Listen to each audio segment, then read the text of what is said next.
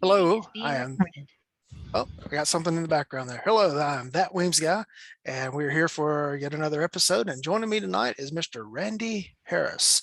Randy, how you doing tonight? I'm good. How are you? I am rolling, to quote the Balcoma character. So we are going to discuss in part tonight running small guns such as the Glock 27 or Glock 26.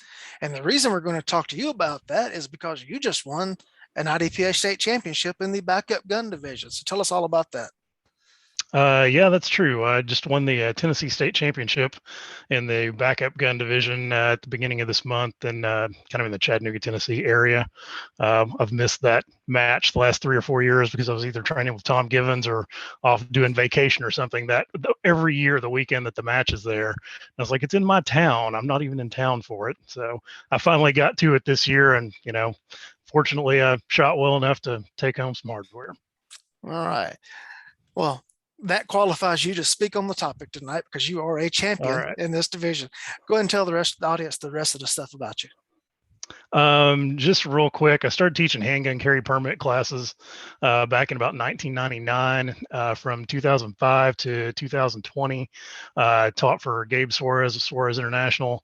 I'm a range master certified master instructor. Let's see what else. Got a turbo pin from Gabe White's class, an advanced ranking from the Rogers Shooting School. I make a pretty good steak. I don't know what else we're looking for here. Just training stuff or anything else you want the audience to know. Knowing that you make a good steak is a good thing to know. There you go. Mix a pretty good old fashioned too. Let's see. Trained extensively with Craig Douglas, Tom Givens, of course, Suarez International. Trying to think of who else. Masad Ayub. Kind of all over the place. You can check out my website and see kind of my background and why I think some of the things I think. And so that webpage would be harriscombatives.com. Yeah, harriscombative.com. There you go.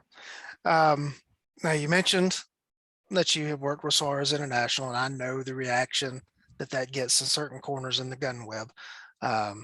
You are selling your own ship now. Is that correct? Yes. So yeah, we did 15 years together, and everybody at some point it's time to move on. Again, no hard feelings or anything, and just it's time to move on. Yep. We'll just interject here that I know some of the reactions to the Suarez name that are out there.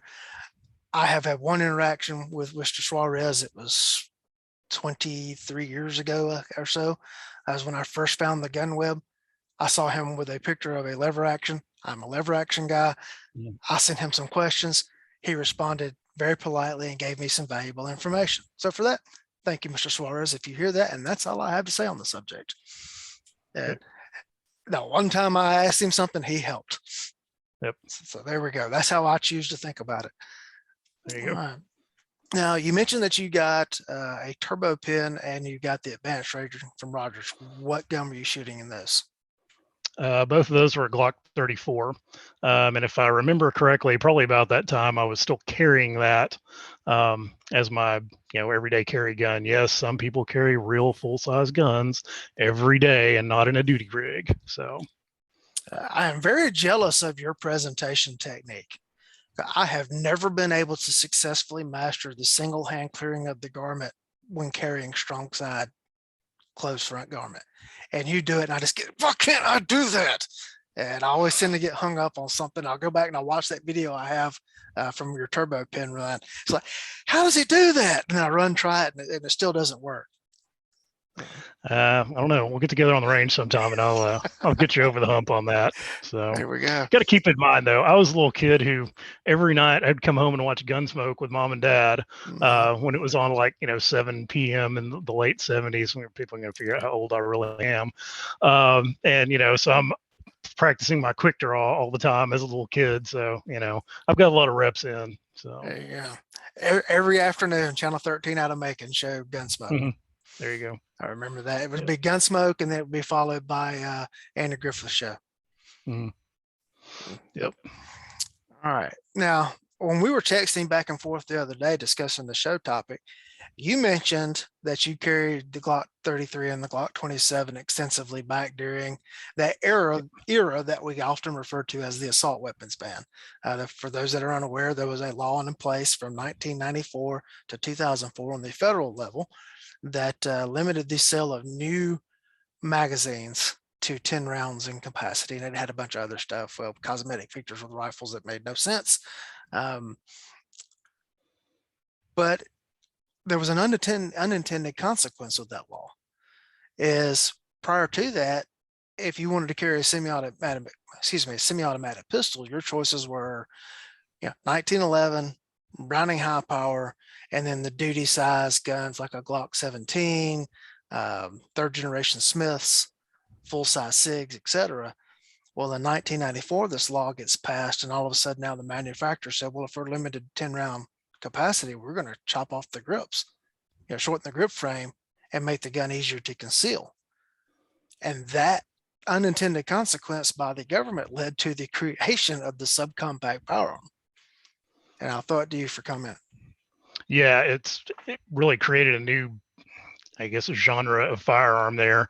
Prior to 94, if you're carrying we can either call it a pocket pistol, backup gun, whatever we want to refer to it as, you're looking at a J-frame or maybe like a Smith 3913. Those were super popular back then. Suddenly the law passes, and now, you may have Glock 17, but if you're buying it new, it's coming with 10 round magazines.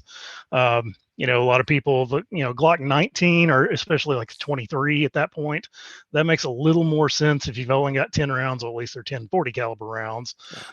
So then in 96, Glock comes out, well, late 96, Glock comes out with a 26 and 27, and you've got 10 rounds in the 9mm in a gun that's about the same size overall as a J-frame is. And then in the 40 cal, you've got a 9-round magazine with one in the chamber, and then pretty quickly we figured out that the old style Glock plus twos that would add 2 rounds of 9mm to their magazines only add 1 round of 40. So you put that on there, you get a little pinky extension, and you've now got a 10-round mag. So 11 rounds of 40 in a gun that size, that's made a lot of sense to a lot of people. Yep, and it was fully compliant with the law at the time. Yep.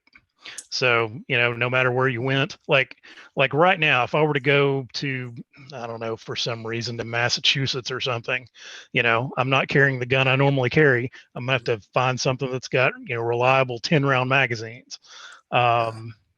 So whereas back then, if you didn't have the high cap magazines already, you're going to be paying like $80 for a Glock mag, for a standard capacity Glock magazine. And so those guns came along at the right time to be very, very popular. And they're still popular now. I mean, there would be I honestly don't think there would be a M&P Shield, especially like the Shield Plus and like the Hellcat, that kind of stuff, if we hadn't had the assault weapon ban back in the day. So. Yeah, the very first centerfire handgun that I ever bought was a Glock 27. And I was in the police academy, and I knew that the agency was issuing 40. And so I went looking for a small gun in 40, thinking I would carry it as a backup gun, not knowing that the agency had a policy that didn't allow backup guns. So I bought this Glock 27, and it's what I carried off duty until the assault weapons ban sunsetted in 2004, and I could get 15 round mags for a Glock 19. Right. And so I carried that Glock 27 for a long time, and I carried it just as you described. I had the Pierce +2 on there, which added 1 round to 40, which gave me a 10+1 gun, and it was passable for the skill level I had at the time.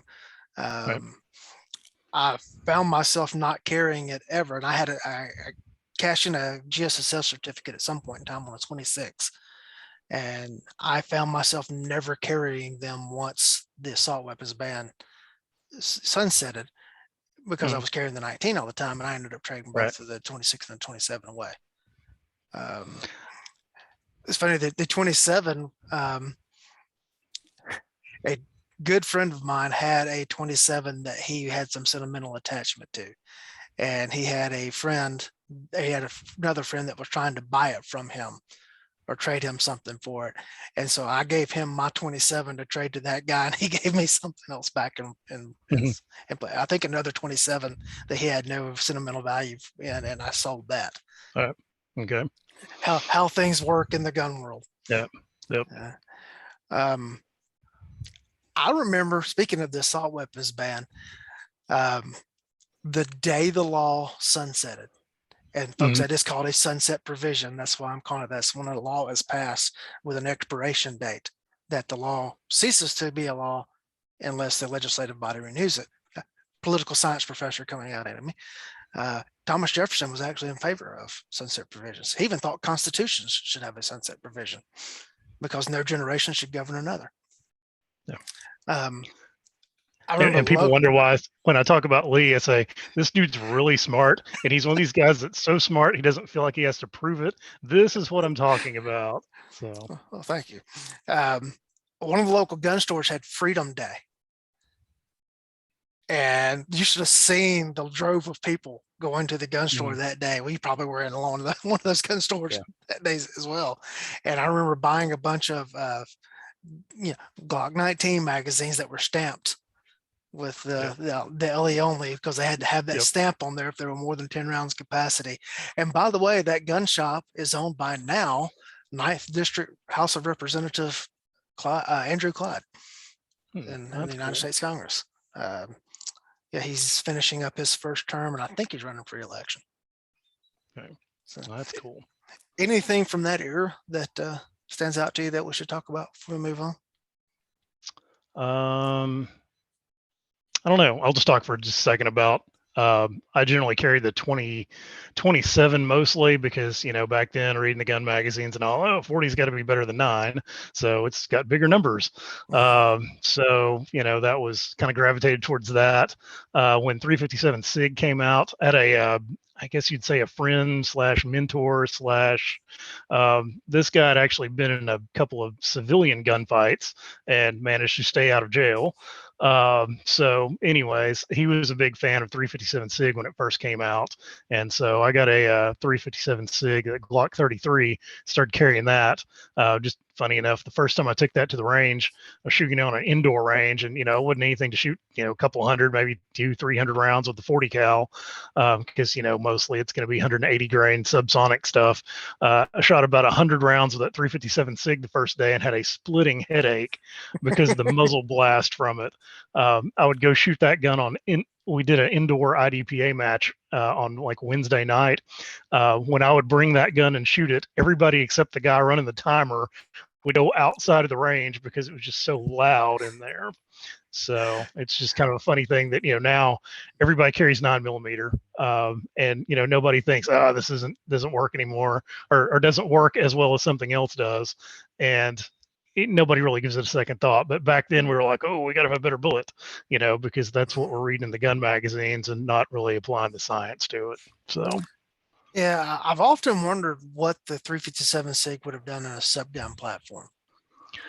Yeah, that would be pretty interesting, like in a like a UMP or MP5. So that would be pretty cool. Or if SIG had come out with something along those lines, what it would have done in comparison to the market with the 40. Right. And folks, we're not arguing for bringing back 357 SIG or 40. We're talking about what it was like during this era. Right. Because the 357 SIG just never had a chance to compete head to head with the 40. It was doomed from the start. But I just used to think about back then was like, what if SIG were to do subgun in this? Because back then MP5, or what's the subgun? MP5. Those were a big deal. Those were still pretty common amongst SWATs, SRTs, etc. And as an entry weapon.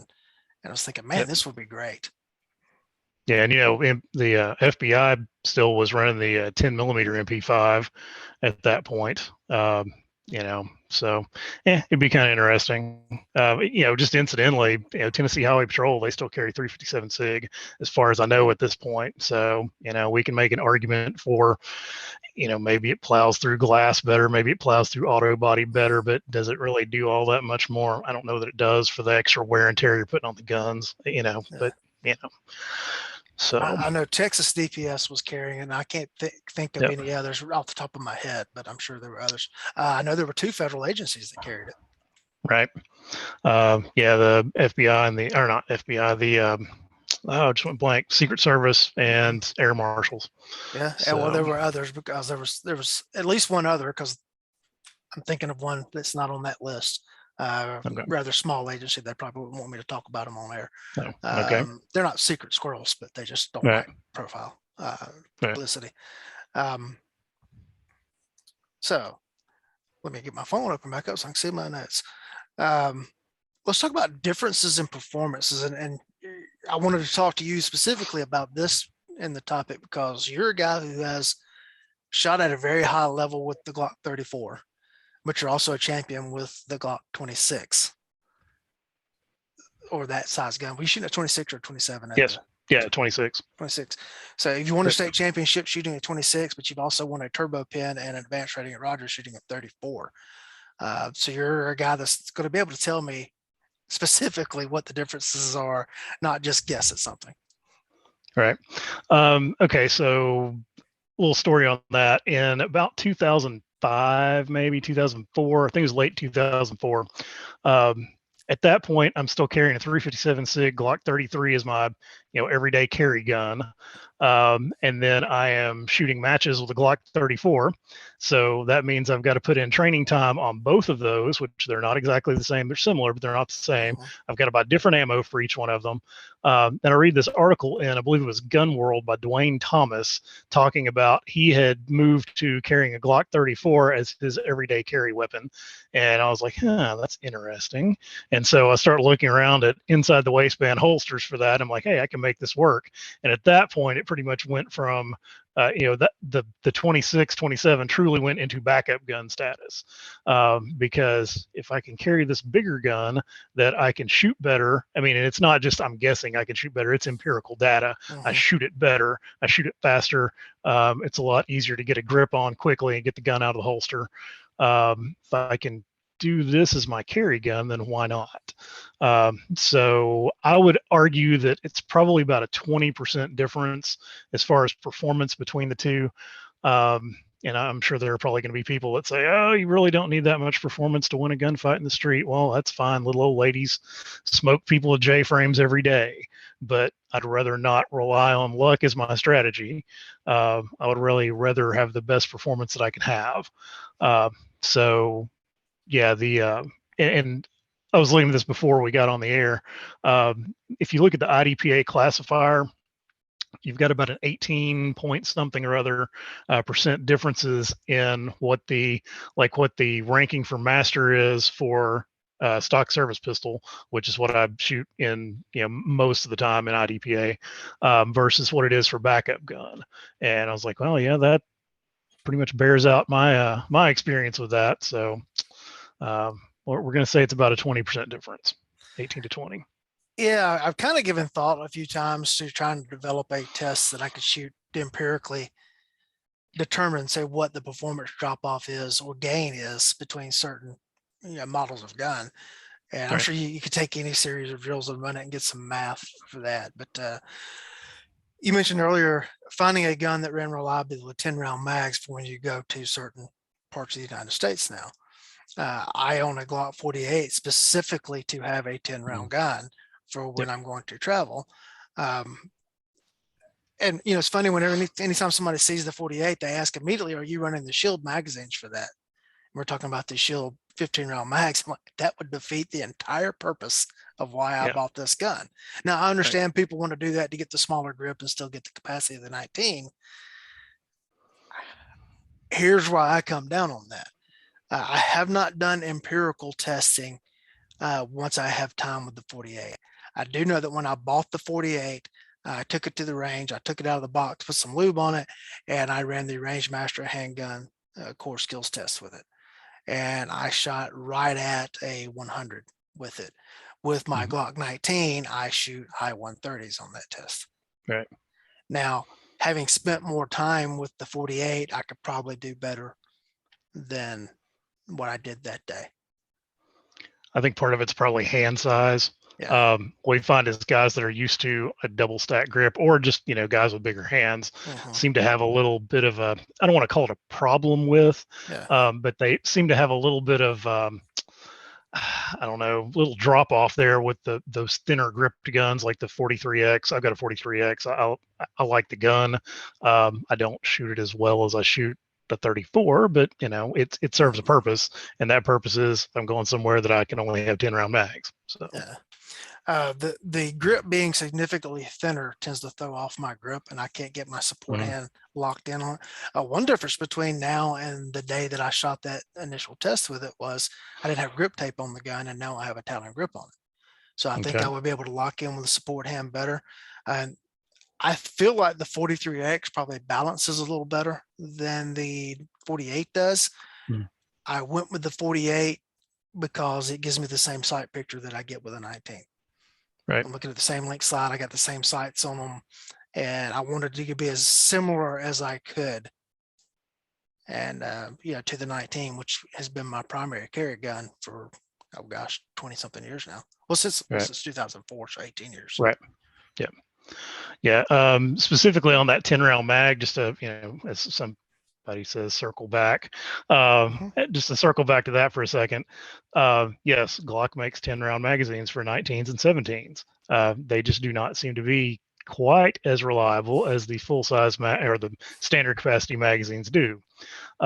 Interestingly enough, I have a friend who is a retired Tennessee Highway Patrol officer, and he was going on a trip to New York, which he can carry under the Leosa thing, but he didn't have any 10 round magazines for it. So he called me up at my day job and said, "Hey, I need some 10 round mags." I was like, "What in the world do you need that for?" He's like, "I'm going to New York." I was like, "Oh, bless you, sir. I'll get you some magazines." So again, that's a real thing for those of us that live in free America. If we have to go somewhere that's not, we have to kind of change our equipment around a little bit.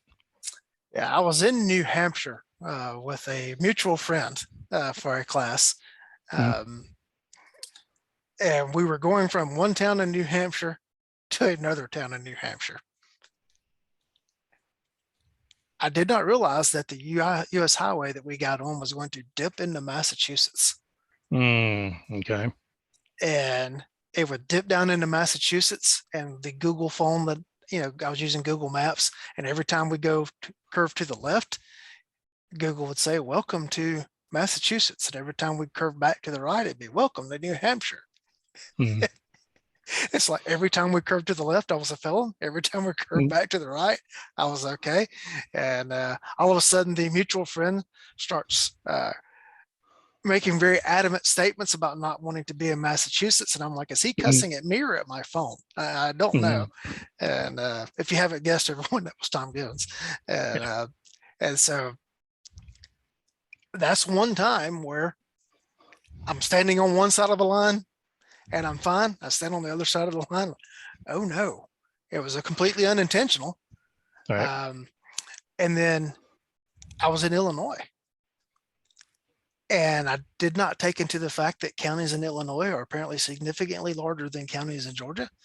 And I crossed into Cook County. And while Illinois does not have a magazine capacity limit, Cook County Cook does. County does. Yes. Uh-oh. And Yep. so that's why I went out and bought the 48. I actually got mine the day before they were released to the market. And specifically, when I start traveling, if I'm leaving the Southeast, I'm probably carrying the 48 All right. just for that. Yep. That makes sense. Yeah, because you never know when you get on the airplane. Right. You don't know if it's going to get diverted. Right. Yeah.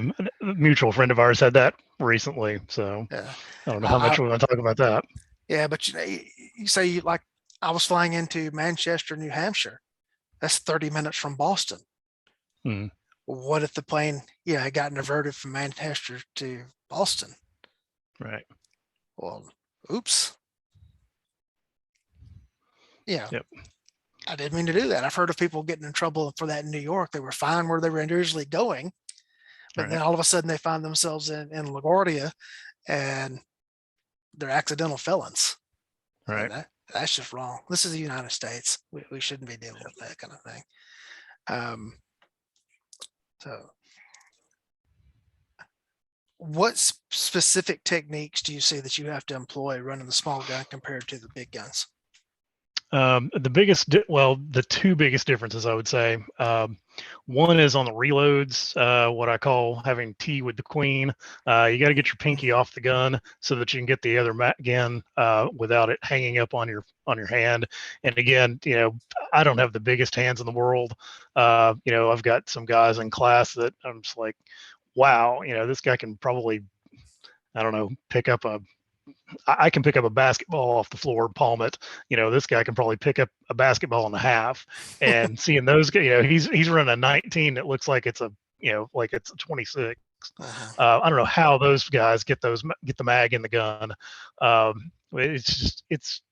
That's the problematic area for me, is getting the mag in the gun. So I've got to kind of change my technique up a little bit with that. The other thing is just obviously you've got a smaller sight radius, or shorter sight radius. So now any little bit that your alignment is off, it's going to be magnified even more than it would be if you had a longer sight radius gun. So, and that was another thing with the Glock 34. I've got the longest. Well, I could have gotten a 17L, but be reasonable. I've got the longest sight radius, basically got 1911 sight radius. And I just shoot the gun with more precision. Then we can argue, well, shorter barrels may be more accurate because they're stiffer. But we can't really argue that longer sight radius gives you more precision with it. You can see any little bit that you're off in the rear sight. You can see that a lot better with a longer barrel than you can with a shorter barrel. So I may not realize that I'm a 1/16 of an inch off with the shorter gun, but that 20-yard target's going to tell me, yeah, I was off a little bit. So you got to slow down just a bit with the smaller gun, especially on the longer shots. Yeah. Speaking of the magazine exchange, well, one, we could argue that's a match thing, not really a strict thing. Yeah. But what about clearing malfunctions? You run into the same problem. You've got a smaller handle to grip onto there with the slide, yes. Or if you got the big meaty hand that's covering up the bottom of the magazine, how do you tap the base plate? I know what Chuck Hager's technique is, but I'd like to see if you've got something for us. Basically it's the same thing. Now that's why I carry a Glock, so I don't have any malfunctions. Just kidding. You're gonna get hate mail for that, I'm sure. That'd be all right. No, basically it's just get the pinky off and smack the mag. So what does Chuck do? Just put the slide in the support hand, grasp the slide, release the strong hand, and smack the bottom of the mag with the strong hand, and then get back on the gun with the strong hand and run. It's going to take more time, but it's probably a more sure technique. Right. So, and we can argue for street purposes, the odds are overwhelming. You're not going to use more than the 10 rounds in your gun anyways. So, and if you use decent ammo with good magazines, not the ones that you've been dropping on pavement for the last 10 years, but your actual carry mags that are treated a little nicer, and keep the gun relatively clean, you're probably not going to have any, and you grip the gun with enough grip to, not allow it to malfunction. You're probably not going to have any malfunctions with your gun. So that's just where I come down on that. Do you see more malfunctions with the smaller gun? Yes. And part of that, I think maybe because people's hands, especially their support hand, they're maybe putting a little too much pressure on the slide, where they would be with a bigger gun. They might be putting that support hand thumb on the frame. Now they've got it riding on the slide and retarding its ability to come back and forth the way it's supposed to. Plus just, not everything is the most reliable when you start cutting inches off of it. I still argue that if you want a reliable 1911, get a 5-inch gun. So as they start getting shorter, they start getting less reliable. And, that's been my experience watching this stuff for the last 30 years. So. Now, I noticed in watching the videos from your state match championship, you shot at a much more moderate pace than I've seen you run in other events. Right. Part of that's match strategy on that, because for anybody that's not familiar with backup gun and IDPA, you're limited to 6 rounds total. That's not 6 + 1, that's 6 total. So you're basically shooting the revolver division with a smaller gun. And if you what's one of the things that adds time to your match time? Reloads. So if you have to go to another reload, then, because your shooting was sloppy or, whatever, then that's going to add a bare minimum of the time that it takes you to reload plus the extra shots. Well, that can be pretty disastrous to your score. So I intentionally, my strategy for shooting that match was shoot at a pace that I can guarantee, as much as I can guarantee, that I'm not going to be throwing up a bunch of -3s. Keep it in the -0 or the -1. Shoot at the pace so I can pretty well guarantee that, and don't shoot any more rounds than I absolutely have to, so that I don't have to go to that third reload. You can, if you're shooting any of the other divisions, except for revolver, obviously, you can only carry 2 magazines, but those magazines have 10 rounds piece in them. So in backup gun, because you're limited to 6, you can carry 3 magazines, but you don't want to have to go to that 4th one if you can at all keep from doing it. So that might explain why I was a little more, what's the word we would look for? Slow. Moderate. Slower than, moderate. Yeah, okay. A little more moderate than what you're used to seeing. So going back to the IDPA 5x5 classifier, since there's no reloads in that, or is your pace much more similar to what you would run with the full size gun? To be honest with you, I didn't have to. I've been doing this long enough that I had a master classification before that came out, and there actually is one reload in the 5x5 one. Yeah. You got your but yeah, on that, I'd probably shoot that faster than what I was shooting the stages in the state match at. It's kind of like Gabe White talks about, there's a difference between what you do in practice and what you do when there's actually something on the line. And he says that, it's like a 25% slowdown that he sees sometimes in some of the drills, simply because now it's important and people are focusing intently on putting the bullets where they need to go. Well, I would say, I kind of wanted to win that match. So I was like, I'm going to try real hard to keep them all right in the middle. So, all right. Well, you mentioned there's an 18% difference between, say, stock service pistol and backup gun on the 5x5 classifier. Do you know what the difference is on the traditional classifier? It's about the same too. I mean, you look at the numbers on both of them, and it's 18 point something or other. So it pretty well evens out. And IDPA actually uses, they take what the better shooters are shooting those classifier times in, and factor that in. They just bumped them all down a little bit within the last year or so. I think it was in 2020 maybe, where they moved all the, whereas if it used to be, I'm just going to pull numbers out of the sky, maybe if like 20 seconds was master, now it's like 19.01 or something. So they're, continually moving them down as people start shooting them better. Just doing the math real quick, it looks like a 16% difference between what I normally shoot with a 19 on the handgun core skills test and what I shot with the 48 that day. Yep. So that's going to be basically in that range. Yep. Right. So, I guess that then brings up the question is, if you're walking around with a small gun on the street, you're doing so knowing that you're giving up 18% of performance. Right. And, that's, first of all, hopefully everybody out there is trying intently not to get involved in any kind of altercations that they can at all avoid. It's like my wife and I, when we first started going out, I basically had to have the talk with her. And I said, look, please don't get us into some kind of altercation where I may have to kill somebody because you're upset about something. And she's like, well, what do you mean? It's like, well, because I'm going to be armed all the time. And, we really need to avoid, if somebody insults you or whatever, and you can live with that, just let it go. Somebody cuts you off in traffic, let it go. There's a very small list of things that I'm willing to shoot somebody over, and a parking space is not one of them. So if we pay attention to what's going on, and you just kind of let stuff roll off your back, if at all possible, then hopefully we're not getting into these situations to begin with. But if we do get into them, yes, you're starting out at a bit of a disadvantage from what you would be with the bigger gun. So it's just something to be aware of.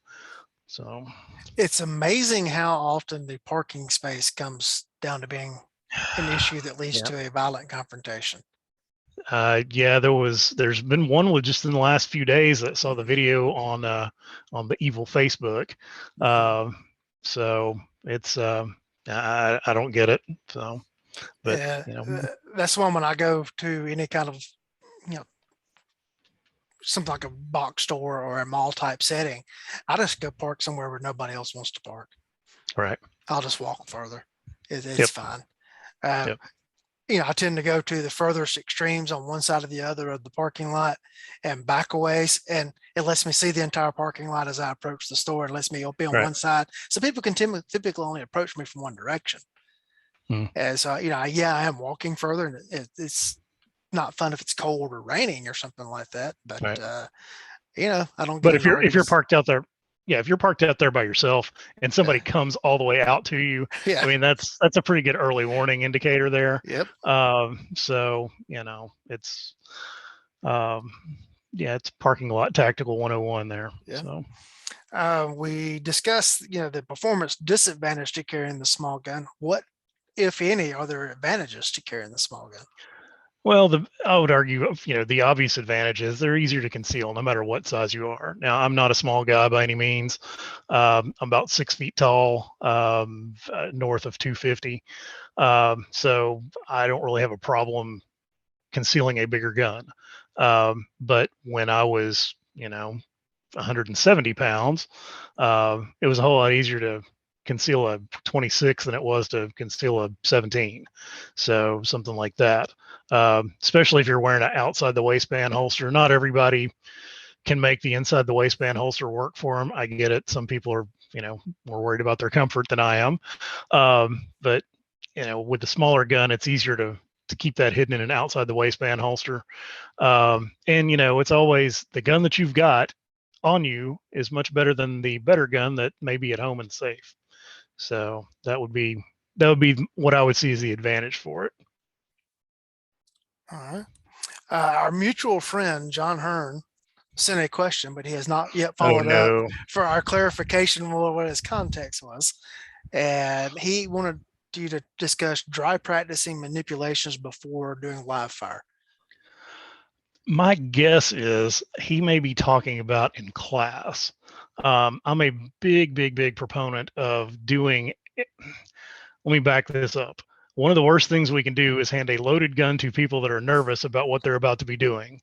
So I don't like being nervous. So I don't like nervous people holding loaded guns around me because that makes me nervous. So generally in every class, we're going to do just about everything that we're going to do through the course of the class as far as gun handling goes. We're going to do that dry before we fire round number one.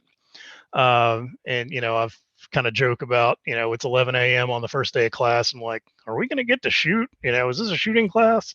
So, but by the time we go to lunch, we've covered everything. We've covered, sight alignment, sight picture, trigger press, follow through, trigger resets, magazine changes, both emergency and proactive, malfunction clearance. We've done all of that with empty guns or guns loaded with dummy rounds.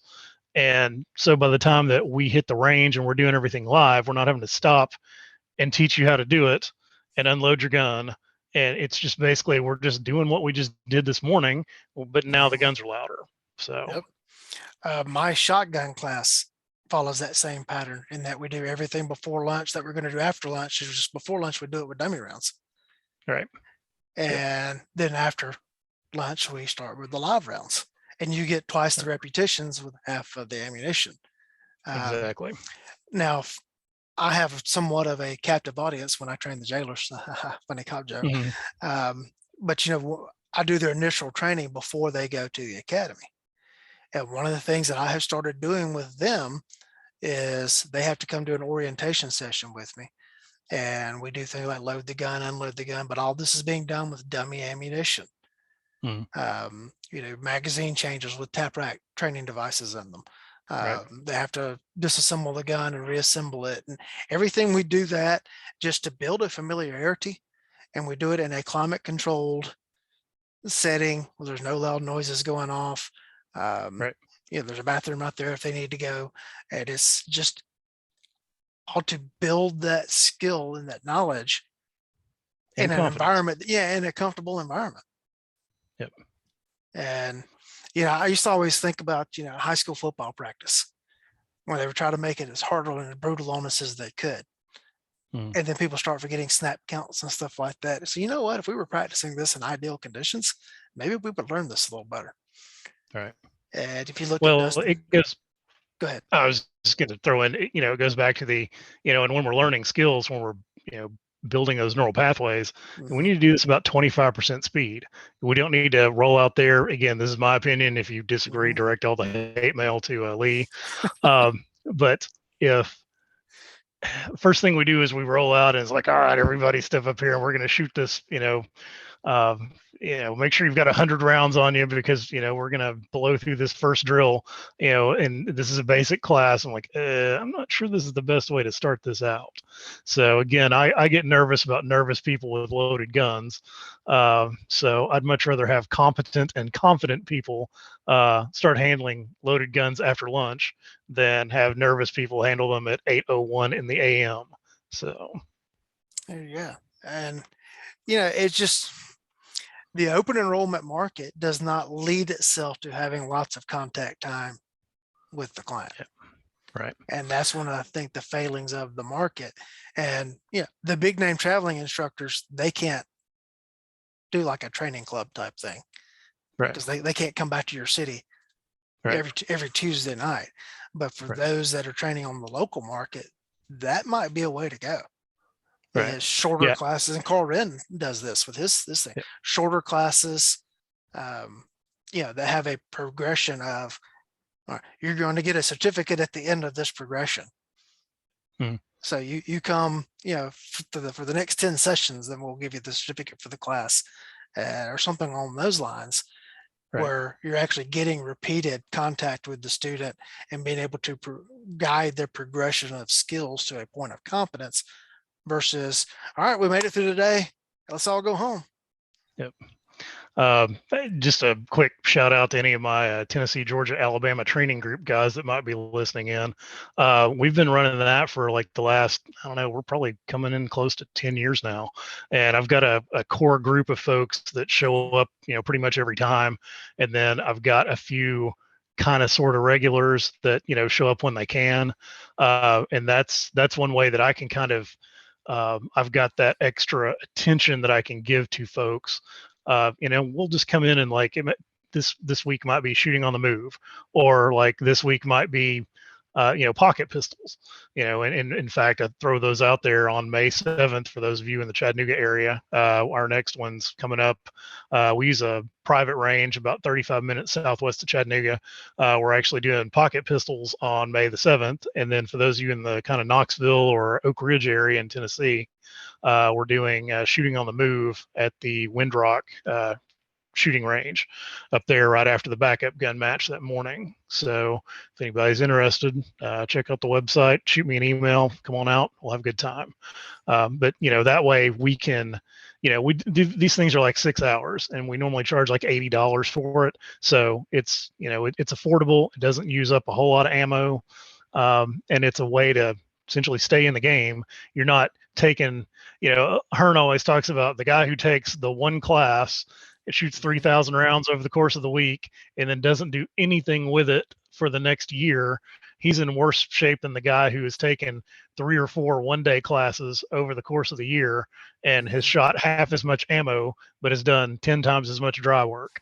Yep. So, yeah, I saw your advertisement for your training group last month, and it was going to be the Get Off the X one.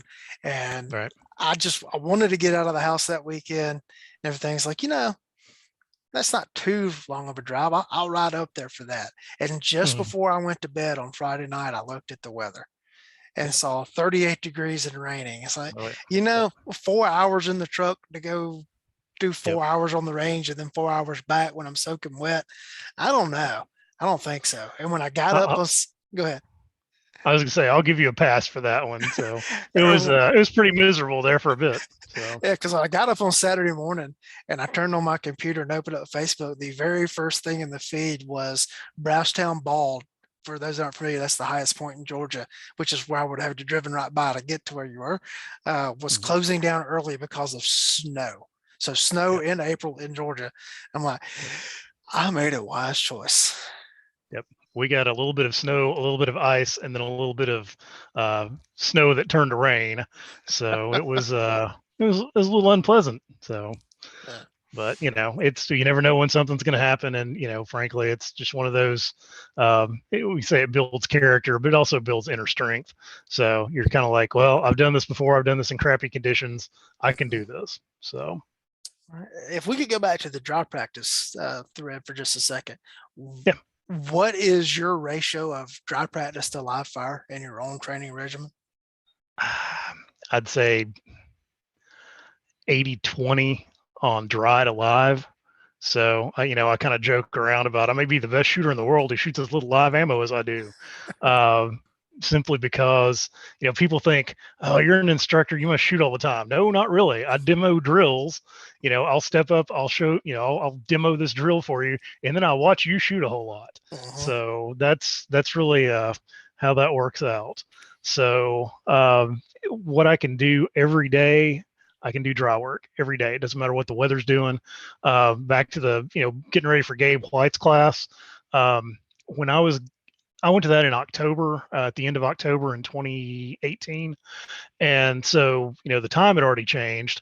So by the time I was getting home from work, it's already dark outside. So for the month beforehand, I was not able to go to the range to practice any before that, but I had a pretty, regimented dry fire uh, regimen that I did every day, and I was doing 15 minutes of dry fire 3 times a day, just to get stay on task and be ready for that class. And it apparently worked out pretty well for me. Could So you describe what you do in those sessions? no, it's super secret, and you have to pay to get that info. No, I'm just kidding. Getting ready specifically for that class, I was just basically running through the test. Set my timer, set the timer with where I wanted it to be, which was a few percentage points faster than what the turbo pin times were, and just ran that. Again, direct the hate mail to Lee on this. Mhm. I've got a Glock 17R, the trigger resetting one, so I use that for dry work.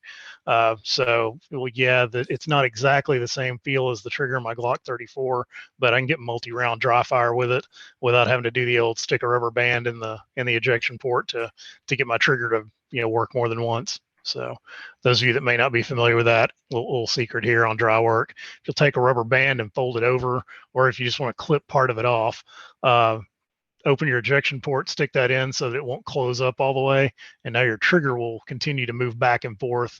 It won't actually click and let the firing pin go forward. You can do that and get multi-round dry fire trigger presses. So All right, and if I remember correctly, you were turbo pin winner number 8. yes, yeah, John Hearn was 7 and I was 8. Well, So see, that just means we have to say nice things about Hearn, so we weren't even going to discuss that. well, okay, this is your show, so Nah, I like to say nice things about John because it makes the mean things I say hurt him so much more. no, there you go. And So oh, young David Cagle swung for the fences and like really came after John this week, and it was just a beautiful thing to behold. And it's just didn't know that such a young guy could be full of so much venom. well, I'll have to hear that one. So I posted the link to this past week's episode, which John was on the show, and he's like, the Make a Wish Foundation folks said you only had to have him on one time, right?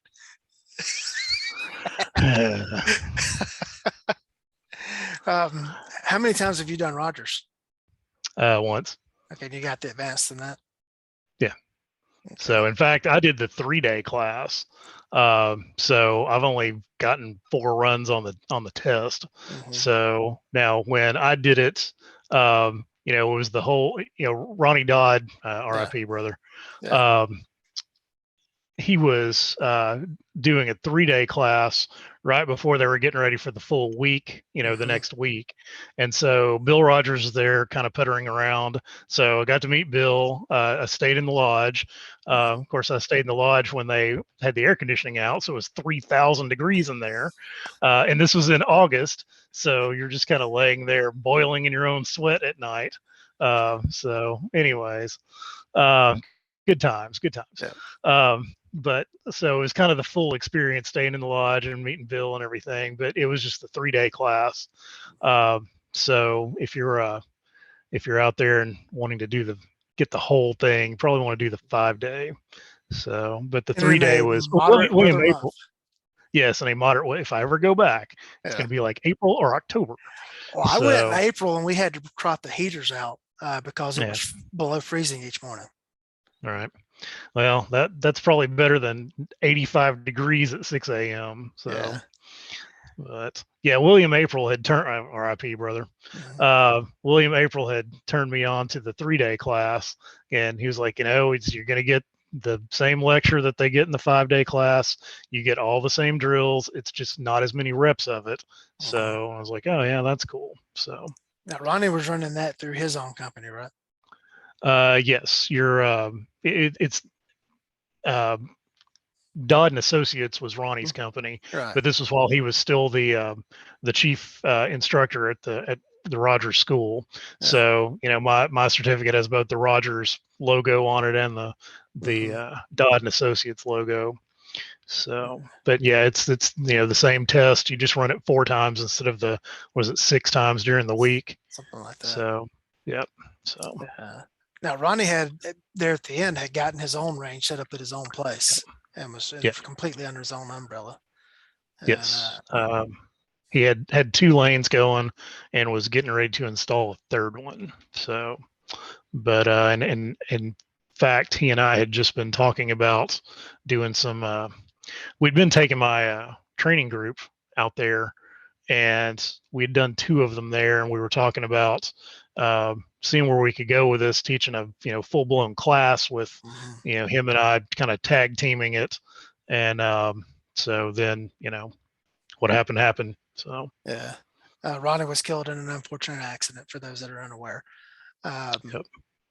I kept trying to arrange a day to take all of our sheriff's office instructors up to his place and just spend a staff day up there, and never could get a day when all of us could go. And it just kind of fell through the cracks, and then now it's not possible. But well, and that's one of those things with, if there's somebody you want to go train with, this is directed to just the general public that might be listening. For somebody that you really want to go train with, try to make it happen, because nobody's getting any younger and nobody's promised tomorrow. When Ronnie and I were talking that morning, we certainly weren't expecting for what happened that day to happen later that day. Yeah. So, it's, you just never know. So tell those you love that you love them, and whoever you want to train with, try to make it happen. Well, speaking of training with, tell the audience what you offer through your company. Well, let's see. Right now, the soonest thing coming up is this weekend, again in Oliver Springs, Tennessee, the Oak Ridge area. I've got a red dot pistol class coming up that we're doing Saturday and Sunday. And then I've got the 2 training group events coming up on May 7th and May 14th. As far as big picture, what I offer,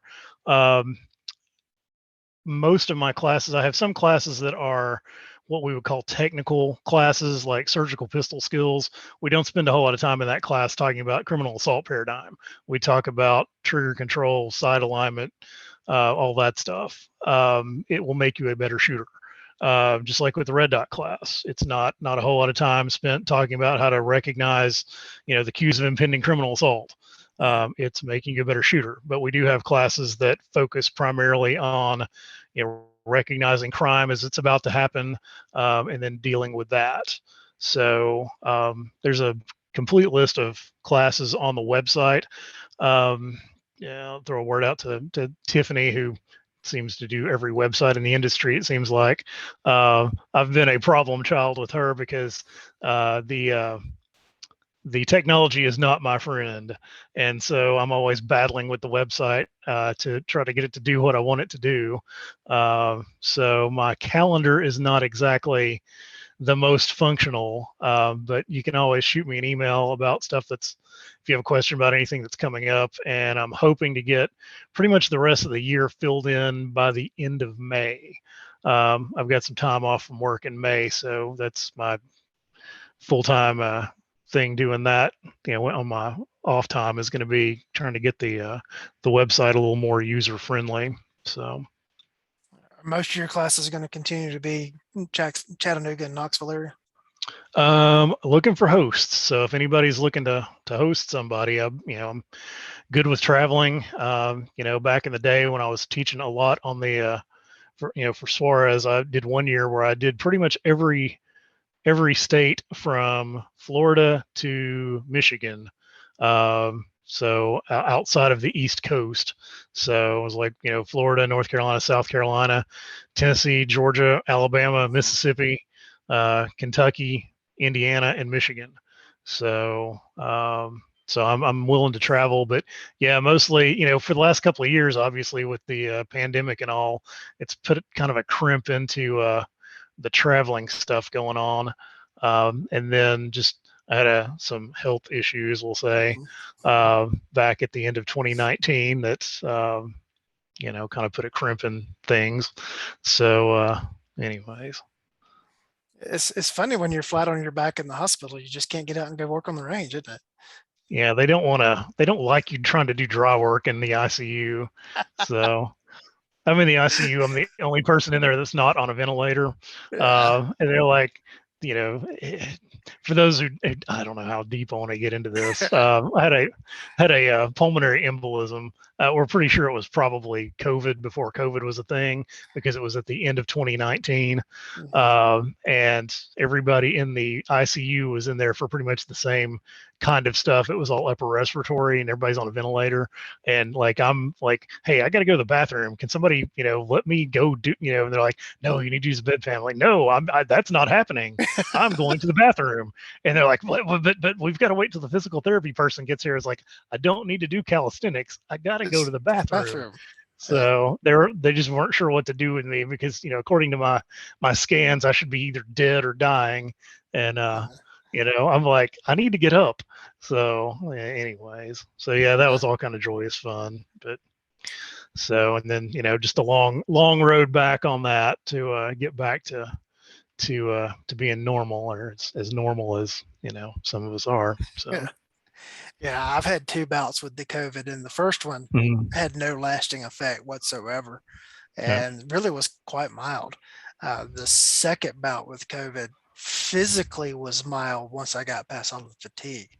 I had some, my brain went to some crazy places. That's all I'll say about that on air. And it took me a little while to get over that. Yeah. Well, we have some other mutual friends or acquaintances, at least, that have had kind of a rough time after having it. So, the long haul COVID's a real thing. Yep. So, yeah, I had insomnia for like 6 weeks. And I would get so tired that I could not stay awake, that I would fall asleep, and within an hour, I would wake up and be up all night. And it's just, I had a battle to get back to normal. Yeah. And well, as normal as I can be. Yeah. But, like I said, as normal as some of us get. So. Yeah. What would you like to talk about tonight that I have not asked you about? I don't know. I was kind of, this is your show, so steer it wherever you want to steer it to. Well, we've covered, pretty much everything with the topic that we wanted to take. And actually, let's see. Hearn just responded back that he was asking about in-class methodology. Okay. Well. We've covered the topic pretty well. I'd like to give you an opportunity to advertise. We talked about your classes a little bit, but right. Why should people come train with Randy Harris? Because I know lots of stuff. No, I'm just kidding. pretty much actually we were talking about this beforehand, Yeah. that a lot of guys out there that get their instructorship and hang up their shingle and all, they may know one way to do things. I pretty much spent, I would argue, one of the little graphic things that we have for class, like, the little intro thing, is, some like a picture of a magazine rack, because, I'm the kid who at, 10, 11 years old, mom's shopping for groceries. I'm reading Soldier of Fortune and, whatever the gun magazines are. And then they've got a little graphic thing there. I think it's a picture from Roadhouse or something. I worked as a doorman in a bar in college for several years. So I've got some practical experience with, not only calming people down, but, the getting more antisocial if we have to. Um, and then we're going to put in I always talk about, I'm kind of like Batman. I basically, just like Bruce Wayne, I spend vast amounts of my own personal fortune, which is actually quite tiny. So basically everything I can to go train with the best people I can find out there to train with, to get a broad knowledge base and contextual understanding of things, so that what I want to be able to do is nobody's going to ask me in class, "Hey, have you heard of this?" and me stand there with a dumbfounded stare and be like, no, I've never heard of that." So I may not know everything about it, but I'm at least going to be somewhat knowledgeable about it and have a educated opinion about it. So that's what you get with me. Also, I have a verifiable training resume, a verifiable history of shooting at a fairly high level technically. So not only can I teach you how to shoot, I can teach you when to shoot, when not to shoot, and hopefully how to keep from having to shoot. That's the biggest thing. I got a text. I was actually teaching a class and got a text one day from a student who said, "Your training saved my life last night, or at least at least kept me from a lengthy hospital stay." And I was like, "Ooh, let me get back to you later on that." And so it turns out, I'm not going to use any names or anything, but he he's a contractor, not a shooting people and blowing stuff up contractor, but a building restaurants and things like that. And he gets a call from his foreman late at night, and he's like, "Hey, you need to get down here because I'm not sure what's going on, but the workers are all spooked." He was like, "Okay, that's weird." So he says, "I put on my sweater, put my pistol on, jumped in the truck, drove down there, and there's this one guy who's like," he says, "I don't know if he was like trying to get protection money or something from the workers, because he didn't speak the same language that they do. My student didn't." And so he says, "I went up and kind of confronted him, and the dude lunges at me." And he said, "And I didn't realize it at the time, but when it happened, but he had a box cutter in his hand." And so he said, "I did exactly what, you showed us in class. It was just like one more rep in class." And he said, so I parried the blow. We separated. I pulled the pistol out, said, "I will shoot you if you don't drop that." And so he did, but somehow miraculously, by the time the cops got there, the box cutter had disappeared. And this is one of those so they took the guy away. He says he or ran him off. Mhm. He said, "Then I noticed this," and he sent me a picture. There's a big cut in his sweater. And he said, "If I'd seen this last night, that guy would have gone to jail." And Yeah. he said, "But, I just wanted to tell you that it happened exactly the way you talk about it in class and the way that we did the drills." And I was like, "Well, as Tom Gibbons says, we don't just make this stuff up." So, anyways. All right, Randy, it's always good to talk with you. Well, before we go, Okay. tell folks how they found you, your webpage, Facebook, all that stuff. Yeah, it's on Facebook. You can get just my personal page is Randy Harris, and then the business page is Harris Combative Strategies, and then the website is just harriscombative.com. So you and I need to talk about at some point. That's one other thing we could talk about real quick. Uh, Lee and I have actually done a tag team class together. Actually, the first time we met was at the Range Master Tactical Conference in, what was mhm. that, like 2018, I think. Uh, Yeah, one of the ones at Darcy. so yeah, so if you want to talk about that for a second. Well, Uh, yeah, that's where we met. I'd heard your name before, but I'd never met you in person. And uh, we were in need of safety officers for that class. And so, well, I'm not doing anything this hour. I'll go over and help. And so I got to stand on the range and see you teach there at that point. I liked what I saw. And wasn't Michael Swisher Yes. in that good? Yeah, Mike Swisher was there. Yep. Hey, Mike, how you doing? And Yeah. Mike always watches the YouTube episode. So wave to Mike. He'll see you wave. Hey, And Mike. we'll give him his shout out there. Yeah, and from there we kind of kept in touch, and that's when we did the tag team class at was that the Ridge? Yep, the Ridge in Dayton, Tennessee. Yeah, just north of Chattanooga. Yeah, so stuff like that. We did. Lee did was like 3.5, 4 hour lecture on stand your ground, which for those of you who are not familiar, you might think, well, that's just specific to standing your ground. No, there's a lot of material in there, and I still to this day can't believe that people think they can shoot people because somebody roughed up their dog. So people have this hard time with, it's part of the family. No, dude, it's property. So again, send the hate mail to Lee, not to me, on the dog being property. So you notice that whenever that slide comes up, I know where it's at in the PowerPoint. I always move to an escape route before I put that slide up on the thing. I was teaching that class to a just gun store audience at a large gun store in Metro Atlanta, and completely lost control of the class when I put that slide up there. And I mean, it got hostile. And like 3 slides later, they're trying to go back and argue, but it's my dog. And so I never put that slide up there anymore unless I am somewhere where I can leave the room if I have to. Right. And unfortunately, folks, while I think more of my dog than I do most people, the dog is property under the law. Yep.